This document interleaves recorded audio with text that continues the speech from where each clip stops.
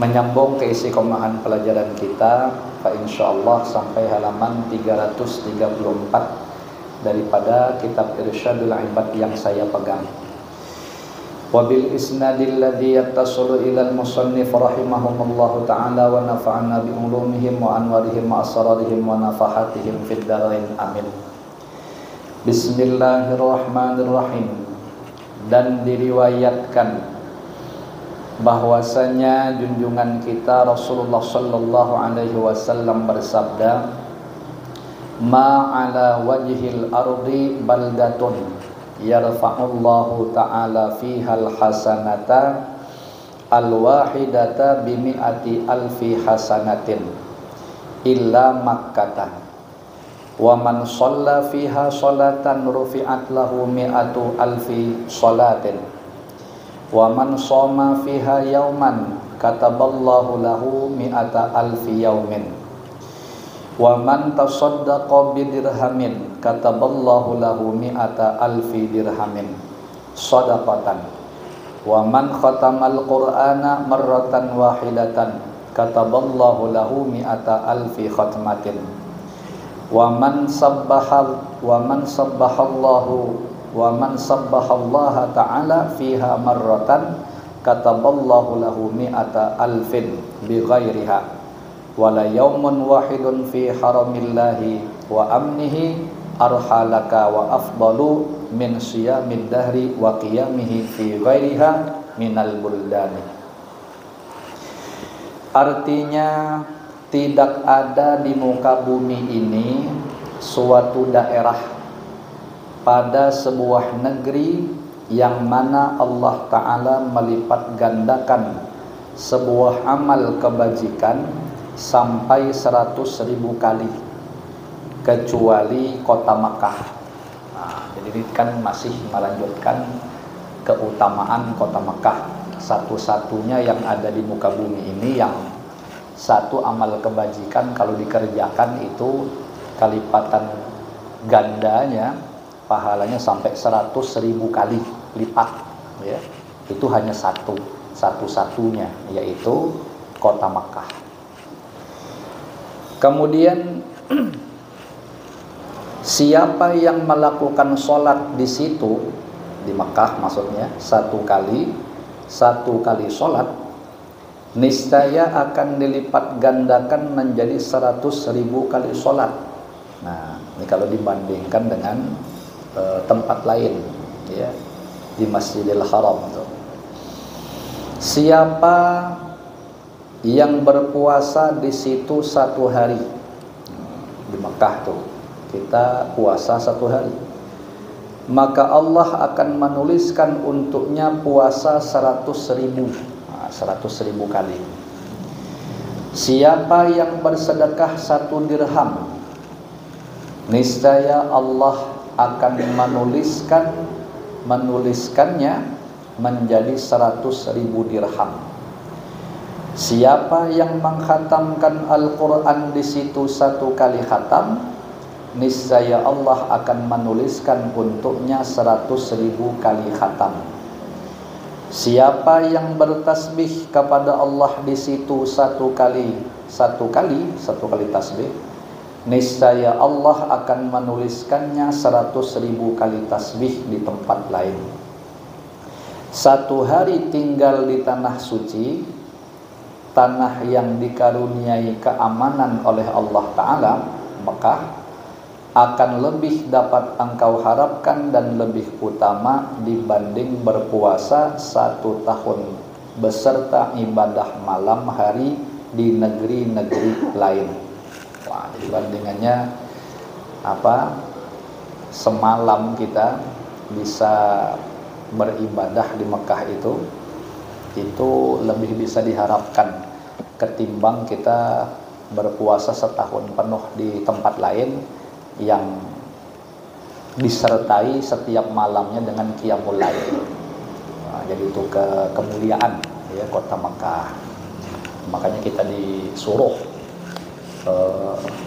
seumur hidup sekekurangnya sekali hadir ke kota Makkah itu, ya, dalam rangka melaksanakan ibadah haji. Nah, sekurang-kurangnya itu kan, tapi bagi yang mampu lah pula ya. Nah, kalau tidak mampu ya bagaimana lagi, bukan dianya tidak mau, tapi keadaan yang memang tidak memungkinkan. Maka Allah lah yang mengetahui daripada niat-niat tersebut.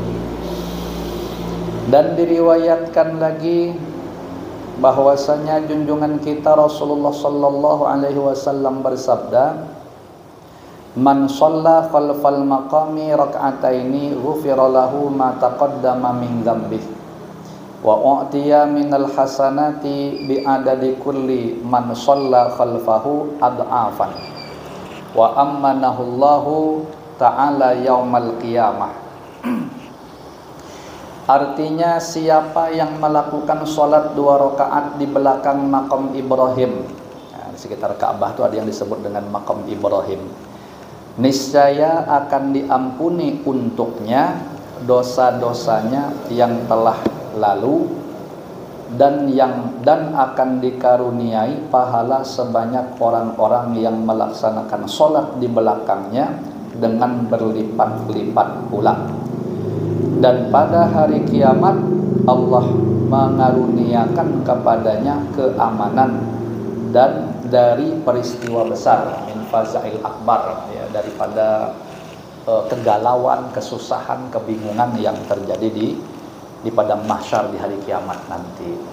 Nah, jadi kita dapat 2 rakaat jadilah di makam Ibrahim tadi. Ternyata pahalanya sudah besar, Allah beri keamanan pula. Nah, mudah-mudahan Allah izinkan kita bisa melaksanakan atau mengamalkan hadis ini tadi. Amin ya rabbal alamin.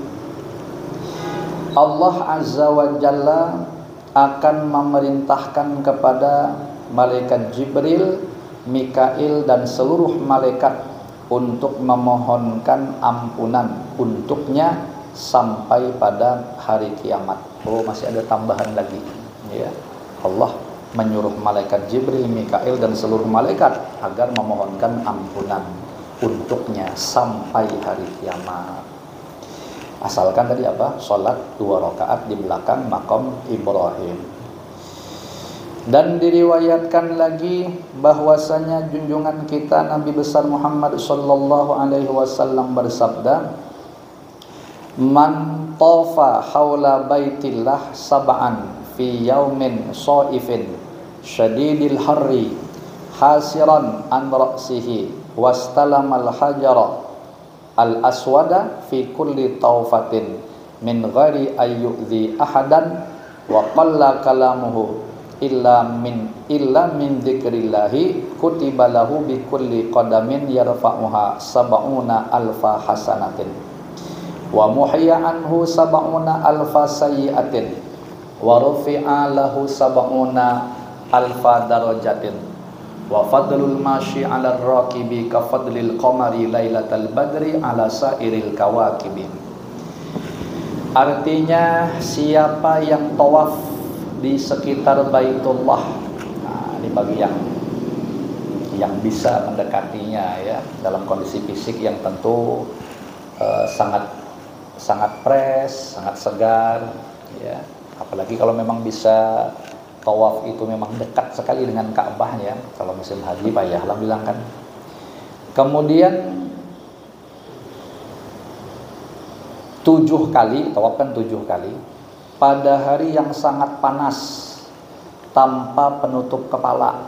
Nah, dan setiap kali tawaf ia istilam dengan Hajarul Aswad, maksudnya bisa menyentuh. Ah, ini payahnya ini ya. Dan ia melakukan tanpa menyakiti seorang pun. Artinya mau menyentuh Hajar Aswad itu kan mendekati Ka'bah itu payah.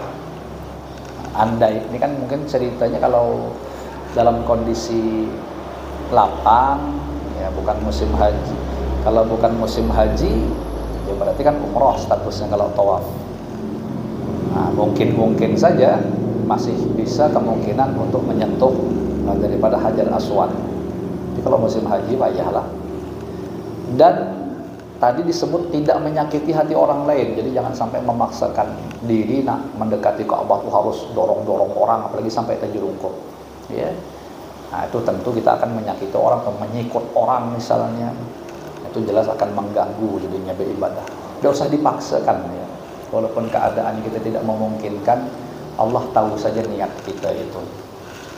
Nak ngejarnya kan bukan wajib. Umpama kita dapat pun dekat dengan Hajar Aswad, nyium terus begitu kan bukan wajib hukumnya mencium Hajar Aswad, itu merupakan satu kesunahan. Tapi gara-gara memaksakan diri, kadang-kadang sambil harus dorong-dorong orang, lalu orang jatuh. Apalagi sampai ada terdengar kisah itu yang kainnya itu terbelurut gitu ya. Wah itu kalau udah terinjak-injak apa ya, anak nolong baji kan. Nah itu namanya kita menyakiti itu hukumnya haram malah. Maka harus menjaga. Jadi seakan-akan kita harus berpikir gitu. Nah jangan sampai gara-gara hanya mengejar urusan sunnah, tetapi efeknya justru malah kita melakukan perkara yang haram. Nah, jangan ya. Kayak apa contohnya? Ini kalau ceritanya kalau saya muqabalahkan, saya bandingkan dengan perbandingan kayak di wadah kita ini apa gitu, satu kegiatan yang sunnah, tetapi efeknya nanti kalau digawi dengan berpaksaan malah bisa menjadi haram. Kenapa? Gara-gara terlalu memaksakan diri. Contoh mudahnya kayak kita menghauli orang tua. Ya, kita nih siapa yang tidak cinta sama orang tua? Pasti semua cinta. Maka kadang-kadang gara-gara salah gitu ya di dalam mengambil kebijakan, akhirnya yang terjadi kita malah bisa melakukan perkara yang haram. Kayak contoh pengen menghauli orang tua. Menghauli orang tua itu sunnah saja. Kan pasti akan mengundang orang. Kita bermasak-masak, hayam dan lain sebagainya. Orang kita minta baca yasin atau baca tahlil, bagaimanapun itu sunnah. Tanpa mengundang orang pun kita juga bisa sebenarnya mengerjakan itu secara pribadi. Ya mungkin cukup kita suruh mahan saja. Ya urusan pahala serahkan kepada Allah Subhanahu wa taala yang mengetahui niat kita. Tapi terkadang kita tuh jadi merasa kayak macam jaga gengsi gitu, memaksakan diri harus mengadakan acara haul. Padahal awak ada kuat nih fundamentalnya, ya. Akhirnya apa yang terjadi gara-gara nak macam orang juga akhirnya sampai bawa hutang. Nah, ya bawa hutang ya kalau kuat, kalau tidak ada terbayar. Atau sekurang-kurangnya terjadi penundaan pembayaran, dan itu pasti akan menyakiti hati orang yang menghutangi kita. Nah, jadi untuk melakukan hal itu sunnah, tapi tahan tadi merepotkan orang sampai berhutang. Ujungnya apalagi sampai tak bayar tadi, zalim gitu jadinya. Nah, tapi ini untuk orang tua, kan sudah dibilang tadi untuk orang tua itu justru orang tua itu sangat senang ketika anak turunnya, anak cucunya tidak melakukan hal-hal yang melanggar aturan syariat. Itu paling menyenangkan hati orang tua yang ada di alam barzakh. Nah, jadi kalau memang mau juga ya usahakan memang kalau bisa mau, tapi kalau urusan modalnya jangan dipaksa kan. Cukup kita tidak mampu undang orang, di rumah aja lah kumpul kalau gitu. Ya seperanaan, awak, bini, anak, beberapa orang, syukur-syukur kakak beradik bisa dikumpulkan juga. Jadilah maulah wadai gitu, tidak menyibukkan orang. Malah itu menurut saya lebih menyenangkan lagi hati orang tua ketimbang, mohon maaf lahir batin, kita ngundang orang yang hadir 100, yang tukang baca orang, awak keturunannya malah ada yang bacanya. Kadang orang yang baca yasin, baca tahlil, awak separadian sibuk ngobrol aja di hadapan. Ya kan banyak macam itu tuh. Nah, lebih bagus awak yang jelas-jelas keturunan langsung daripada almarhumah. Awak yang baca yasin, awak yang baca tahlil, awak yang baca doa. Kan tidak wajib hafal juga. Tidak ada hafal Ustaz. Nah kan ada tulisannya di situ. Jelas-jelas tinggal baca aja. Ya, doanya pun tinggal baca, sambil baca pun juga tidak apa-apa, malah ada pernah dilarang. Saya aja ketemu ulama-ulama yang berdoa sambil baca buku masih banyak. Ya, artinya ada gitu kan. Tapi kita baik sangka beliau itu bukan tak ada hafal, insyaallah, tapi dengan ketawaduannya, ya, beliau ingin mengurangi kesalahan daripada, kan kalau orang tua ini maklum lah, ulama walaupun bagaimana juga bisa tuha kan. Nah, namanya tuha ini kan kadang lalian. Dahulunya hafalan masih kuat, nah, tahu-tahu mungkin agak sedikit goyang sudah daripada bacanya berhafal terbalik-balik, tidak habis-habis, payah nunggu alhamdulillahirabbil alamin. Nah, lebih bagus akan baca sambil nengok. Kira-kira seperti itu ya. Kemudian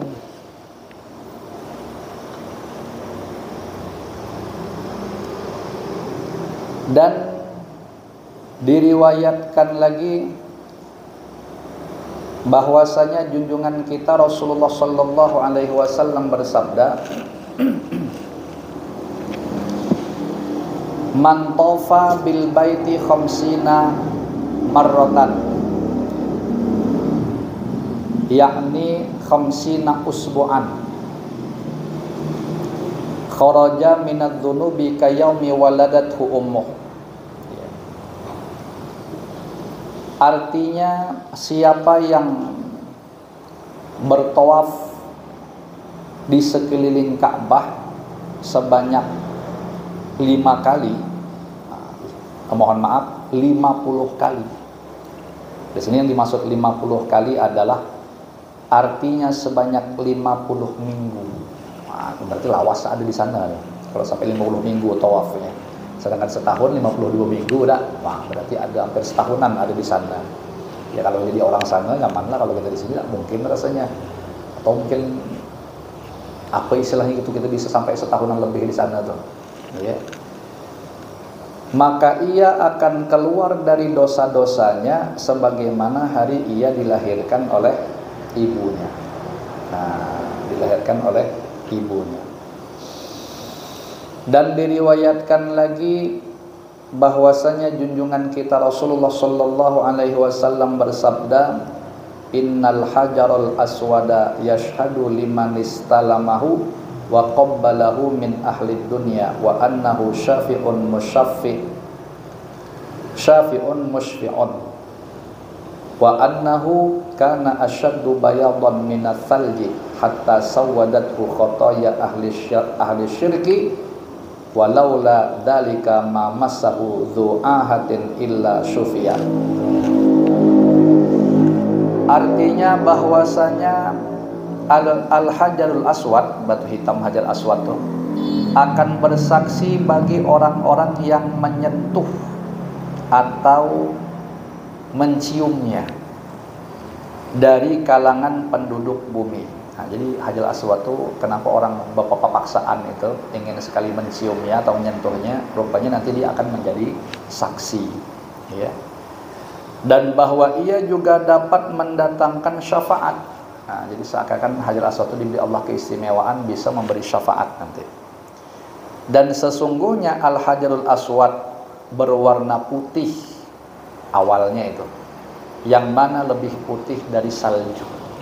Nah, kemudian ia menjadi hitam disebabkan dosa-dosa para pelaku syirik. Nah, itu dosa-dosa para pelaku syirik itu yang menyebabkan hajarul aswad itu menjadi hitam. Asalnya adalah putih. Seandainya ia masih sebagaimana asalnya waktu masih putih kemarin tuh, niscaya setiap kali disentuh oleh orang yang berpenyakit, niscaya orang itu akan menjadi sembuh.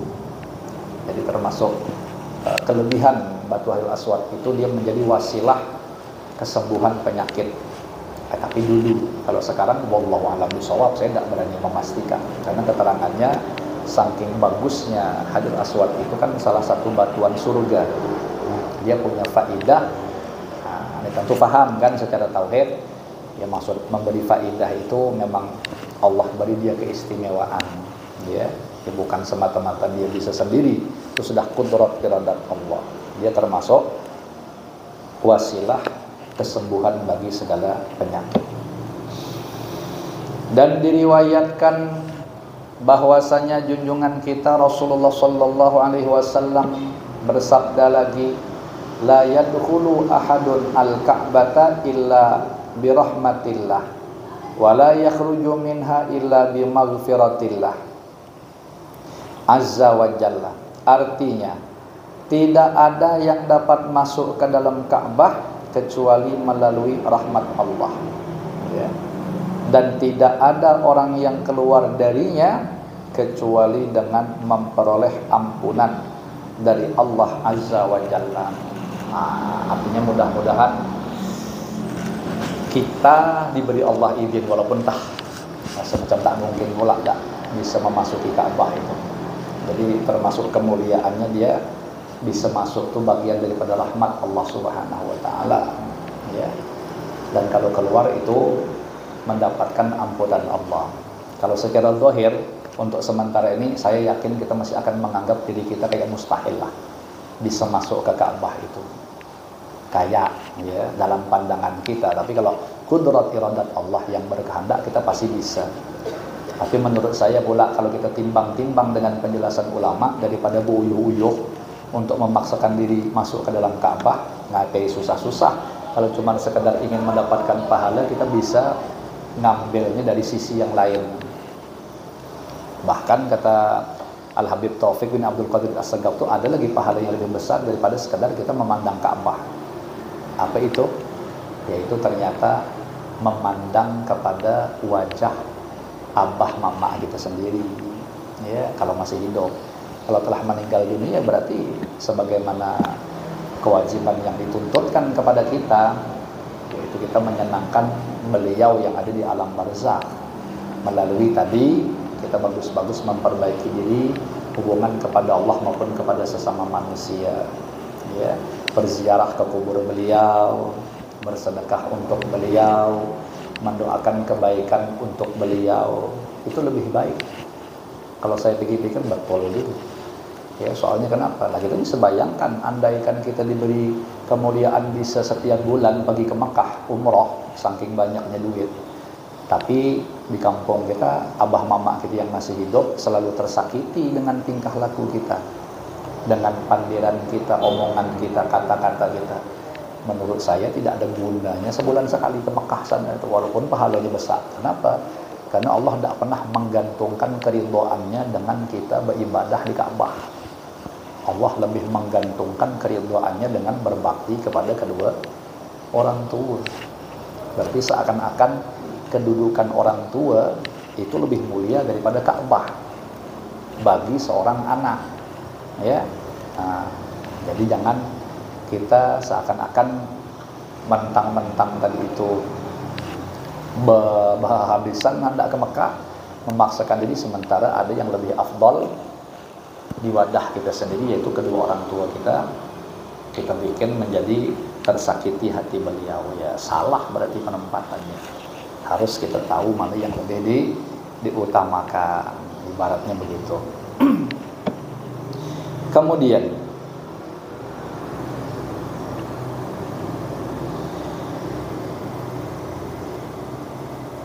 dan diriwayatkan lagi, an-nadharu ilal ka'bati ibadatun wa man nadhara ilal baiti imanan wa ihtisaban ghufira lahu ma taqaddama min dzambihi wa ma ta'akhkhara wa husyira yaumal qiyamati minal aminin.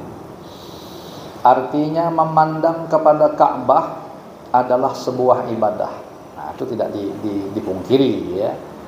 Dan siapa yang memandang ke arah Ka'bah atas dasar iman dan berharap pahala, semata-mata mencari keridhaan Allah maksudnya, niscaya diampunilah dosa-dosanya yang telah lalu dan yang akan datang, serta pada hari kiamat akan dihimpun ke dalam golongan orang-orang yang aman. Dan diriwayatkan lagi bahwasanya junjungan kita Rasulullah sallallahu alaihi wasallam bersabda, man maridha bi Makkah yauman wahidan haramallahu jasadahu 'alan nari. Artinya siapa yang jatuh sakit satu hari di Mekah, niscaya Allah akan mengharamkan tubuhnya terhadap api neraka. Ya tentu asal beradab, ya. Adabnya kalau di saat sakit apa? Ridho dan sabar serta baik sangka. Itu adabnya orang yang terkena musibah. Kalau tidak macam itu, siapa yang berani jamin? Saya tidak berani. Walaupun di Makkah kita sakit, tapi merutu-rutu adigawi misal, ya.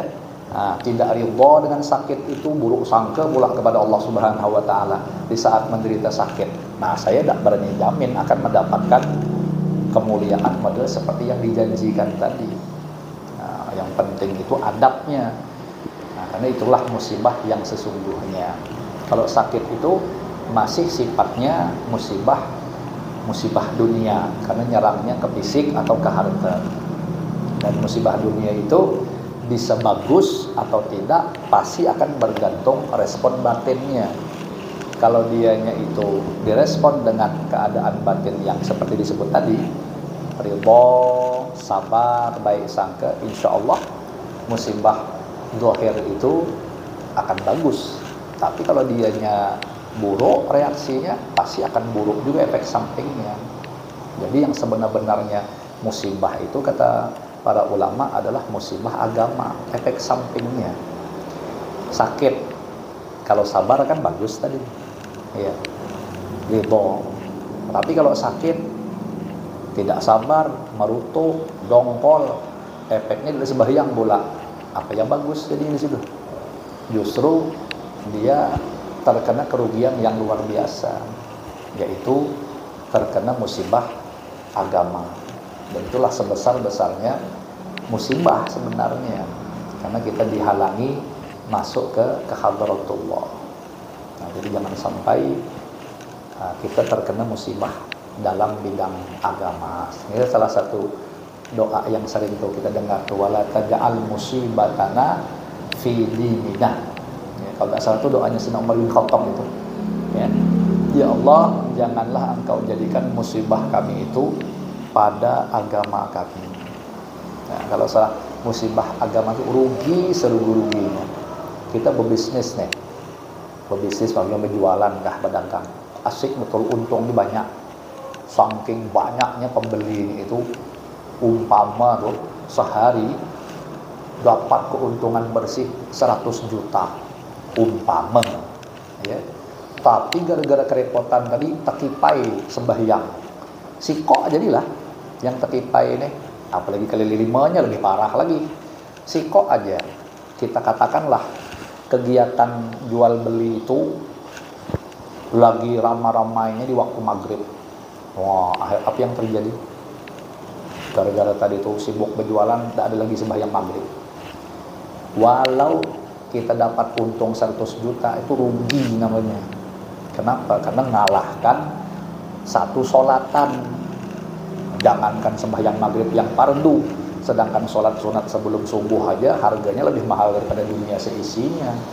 Apalagi satu sholat fardu, mana bisa dihargai lagi pakai dunia ini. Saking mahalnya dalam pandangan Allah Subhanahu wa Ta'ala. Beda sama kita pencinta dunia, kita nganggap murah. Makanya seakan-akan kesenangan hati kita dapat duit 100 juta tadi menutupi daripada kerugian kita meninggalkan sholat sewaktu. Bahkan ada yang sampai 5 waktu pun ada sembahyang, padahal dapat duit paling baru beberapa puluh ribu aja senangnya minta ampun. Nah, serugi-ruginya manusia, ya. Jangan sampai kita sedemikian. Itu statusnya mal'un, terkutuk. Kita terkutuk. Jadi kalau kita coba renung-renungkan nikmat Allah tuh kepada kita, ternyata kita rasakan Allah banyak masih kita nikmat-nikmat agama. Apa contohnya? Alhamdulillah aku nih, misal kita rasakan dewek-dewek nih, alhamdulillah nih aku sembahyang Allah bikin lancar semuanya, selalu berada dalam waktu, bahkan syukur-syukur bisa di masjid, syukur kan berjamaah tuh, berjamaah. Aku tengok pula alhamdulillah anak bini semuanya juga Allah bikin mudah sembahyang berjamaah. Akhlak anak-anak bini bagus, akhlaknya mulia, patuh. Tapi penghasilan nih tidak tapi banyak, sehari cukup dapat duit makan habis, tidak kayak orang tuh betul-betul banyak masukannya. Tapi tidak seperti kita tadi, nengok sembahyangnya malang kambingan, kadang mau kadang tidak, lebih banyak idahnya. Itu berarti lebih mahal kita yang dikasih oleh Allah Subhanahu wa Ta'ala. Kenapa? Karena kita dikasih nikmat-nikmat agama, sedangkan dia hanya dikasih nikmat-nikmat duniawi. Nah, jelaslah jauh. Kalau kita merasakan betul karunia Allah saat itu, maka seakan-akan pemasukan duit yang sedikit tadi tidak akan pernah kita permasalahkan. Kenapa? Karena kita lebih dikasih sesuatu yang mahal lagi dibanding orang tadi itu. Tapi ini kalau cara pandang kita, cara pandang abnaul akhirah. Kalau cara pandang abnaul dunia, para pencinta dunia, terbalik. Ya, seperti tadi. Kalau dapat duit 100, 200 ribu atau 1 juta, 2 juta, apalagi sampai ratusan juta, lebih mahal dalam pandangan kita daripada harga agama. Sholat terjaga, ngaji terjaga. Nah, berarti Disitulah satu pertanda bahwa kita termasuk pecinta dunia. Na'udzubillah tsumma na'udzubillah. Nah, itu tadi yang bisa merasa-rasakan macam itu. Siapa yang memberi rasa-rasa dalam hati kita tuh mengunggulkan urusan agama dan akhirat? Allah Subhanahu wa taala. Kata ulama tasawuf, itu sudah satu bukti Allah tuh cinta sama kita. Kenapa? Hati kita pun dijaga oleh Allah sehingga kita tuh bisa menghargai sesuatu yang memang sangat berharga dan menganggap biasa sesuatu yang memang biasa juga dalam pandangan Allah Subhanahu wa taala. Bapak Ibu yang dirahmati oleh Allah Subhanahu wa taala, waktu hampir masuk ya. Nah, kita cukupkan. Mudah-mudahan yang kita kaji seada-ada ini dijadikan oleh Allah Subhanahu wa taala menjadi ilmu nafi', manfaat berkah dunia akhirat untuk kita semua. Amin ya rabbal alamin. Ala hadhihi niyatu ala man nawahu as-salafun as-salihun wa likulli niyatin salihah wa ila hadratin nabi sallallahu alaihi wa ala alihi wa sahbihi wa baraka wa sallam. Al-Fatihah.